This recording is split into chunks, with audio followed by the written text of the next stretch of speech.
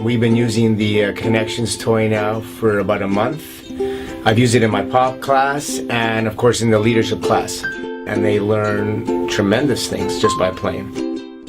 I've used the toy primarily as an object for exploration and language development, although the kids have taken it in several different directions on their own, and it's been really fun. During this game, you learn communication is key. Different people communicate in different ways. Not everybody's going to see like the way that you see it. You have to make it specific to the way they understand it. It's sort of a toy that can also level playing field. You don't have to have only the high achievers playing with high achievers, and that sort of creates more equality in the classroom, which I really like. I discovered Alana and 21 Toys in a conversation with my superintendent of special ed. She was looking for an initiative that would kind of light some fire around the question of how we teach kids empathy. I think it makes you better in every single way. If you do not have empathy, it's like you can't take on every people's point of view. You can't see everything from different points of view. Yeah, and you're just going to be judging the whole time.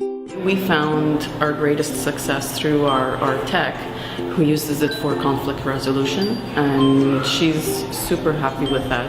Quand il y avait un chicane entre amis, je profitais de mettre les élèves ensemble et faire l'action.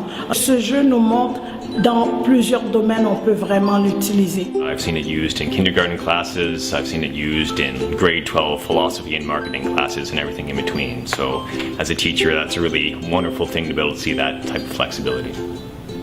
The way we play can often be a really revealing metaphor for how it is that we think or that we work or we relate to other people, or certainly how it is that we learn. Innovation in education should always be about the student-centered approach, but it also has to be about empowering teachers to continue doing the great work that they do.